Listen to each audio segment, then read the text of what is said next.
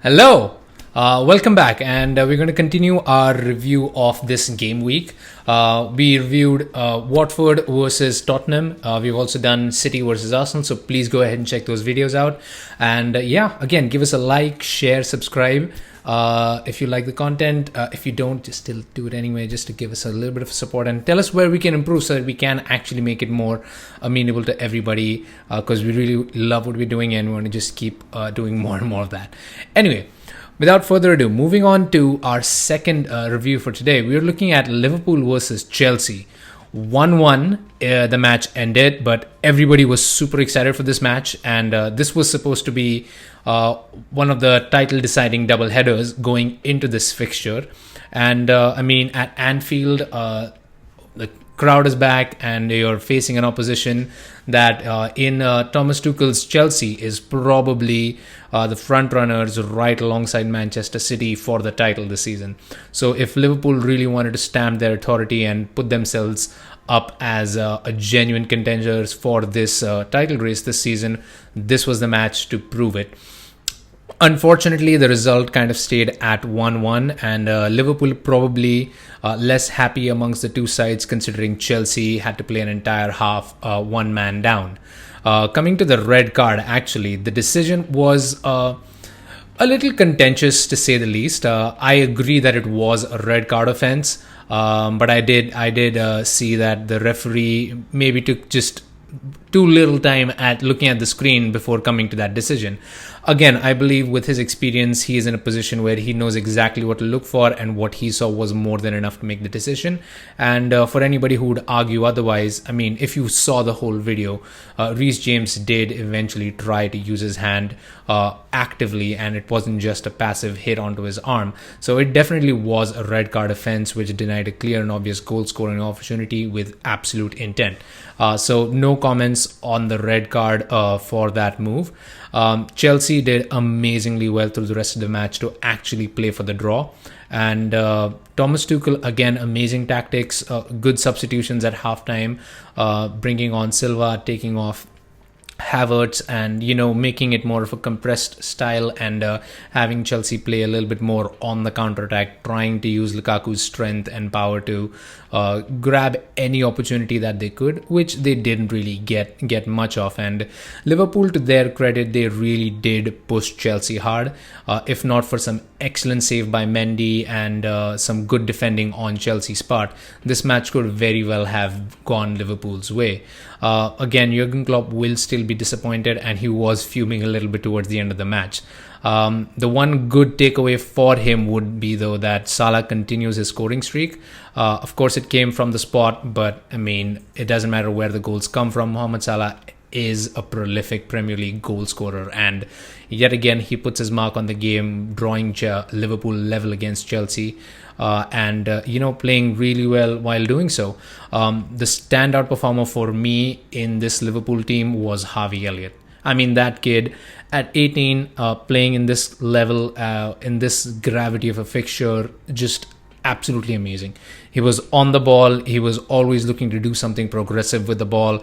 And I see a huge star in him. And Liverpool have done amazing with growing their talent. They know who to hold on to. They know who to sell. And even the ones that they do sell, they get good value for. So amazing business all round for Liverpool. And again, Harvey Elliott, amazing prospect, and filling in the midfield, which isn't really his. He's more of an attacking, more wider attacking option for Liverpool, but he did really well filling in midfield for this game. Again, another thing that Liverpool should really be happy about is keeping Romelu Lukaku fairly quiet. I mean, Virgil van Dijk is just coming back from a serious ACL injury, and I don't think he's back to 100%. But him working with Matip, they did a really good job at keeping Lukaku on the down low. He did get his moments. Lukaku did get the better of Van Dijk at a few occasions, but it was always in very non-threatening areas. And I think a lot of that was manufactured. A lot of those situations were made in such a manner that even if Lukaku did get the better of Van Dijk, it would never be in a position that would actually cause goal threat. So in this point, I would say VVD versus Lukaku debate, still a tie. I would like to see both teams at full strength and also obviously full fitness to really see who actually comes out on top. One good takeaway for Chelsea is that they keep their unbeaten run going. They did concede a goal today, but it came from a penalty. So again, no open play goals conceded so far this season, which bodes really, really well for this Chelsea, who has had a resurgence in their defense ever since Tuchel took over. As for their goal, I mean, clearly Havertz, at least I don't believe that Havertz actually intended for the ball to go into the net. He was just trying to drop it into the box, but Liverpool did not leave the back post covered. And I mean, it was just one of those situations where you just, that's what you do as a player. You try to get the ball in the right area. Takes you back to the Spurs goal. I mean, or rather takes you forward to the Spurs goal that Heung-min Son scored. You just put the ball in the right area and then you hope for something to happen. Very few times do strikers genuinely, or at least with headers, they genuinely hit the ball exactly where they need to. It's all about getting a best idea and trying to do the best with what you have. And in this situation, Havertz wasn't even looking around. He was just trying to get the ball in, just trying to put it in that danger zone for someone to come to the end of it. Luckily for him, he didn't need that and he got his goal. And once again, Kai Havertz scores in a very important tie. Looking at the match before the red card, though, it seemed very even.